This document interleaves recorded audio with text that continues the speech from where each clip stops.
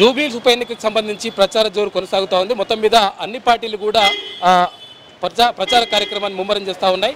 ఇందులో భాగంగా ఎంపీ వద్దిరాజు రవిచంద్ర గారు మనతో ఉన్నారు. ఇక్కడ బీఆర్ఎస్ నుంచి అంటే కంటెస్ట్ చేస్తున్నటువంటి ఎవరైతే మాగంటి గోపీనాథ్ వాళ్ళ సతీమణి కోసం ప్రచారం చేస్తున్నటువంటి వద్దిరాజు రవిచంద్ర గారితో మాట్లాడేటువంటి ప్రయత్నం చేద్దాం. ఎలా ఉందండి పరిస్థితి? ఎట్లా ఉంది? చాలా బ్రహ్మాండంగా ఉంది.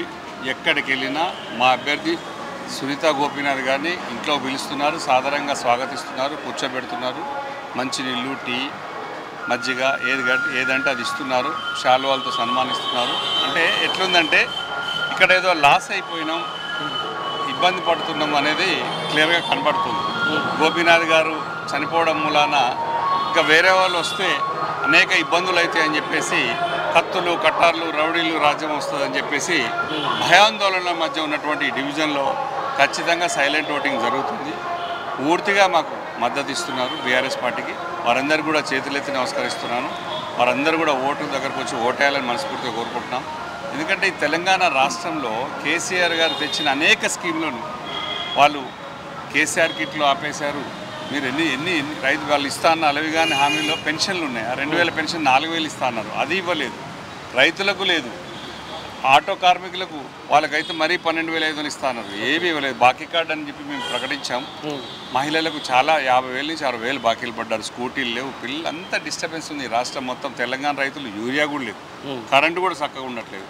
ఇవన్నీ ఈ ఎన్నిక వచ్చినటువంటి ఈ గోపీనాథ్ గారు అకాల మరణంతో వచ్చినటువంటి ఎన్నిక. పాపం గోపీనాథ్ గారు చేసిన సేవలన్నీ కూడా అందరికీ నిత్యం అందుబాటులో ఉండేవారు. వారిని గుర్తు చేసుకుంటున్నారు. సునీతమ్మ గారిని స్వాగతంగా స్వాగతిస్తున్నారు. వారిని బ్రహ్మాండమైన మేయర్తో గెలిపియబోతున్నారు. సునీత గారికి సానుభూతి వర్కౌట్ అయ్యే అవకాశం ఉందా, లేదంటే కేసీఆర్ గారి చరిష్మా వర్కౌట్ అవుతుంది? ఖచ్చితంగా కేసీఆర్ గారి చరిష్మానే మమ్మల్ని అందరినీ కాపాడుతూ, అట్లాగే సునీత గారికి కూడా సెంటిమెంట్, సానుభూతి ఖచ్చితంగా ఉంది. లేదనడానికి ఎట్టి పరిస్థితుల్లో అవకాశం. ఎందుకంటే గోపీనాథ్ గారు నిత్యం అందుబాటులో ఉన్నారు.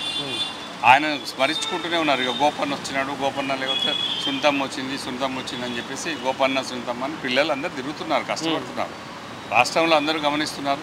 ఖచ్చితంగా కూడా ఈ జూబ్లీహిల్స్ నియోజకవర్గం మేము బీఆర్ఎస్ పార్టీ ఖచ్చితంగా గెలవబోతున్నాం. కాంగ్రెస్ ప్రభుత్వం అధికారంలో ఉంది కాబట్టి అభివృద్ధి కార్యక్రమాలు జరగాలంటే 100% నవీన్ యాదవ్నే గెలిపించాలని చెప్పేసి వాళ్ళు ప్రచారం చేస్తున్నారు.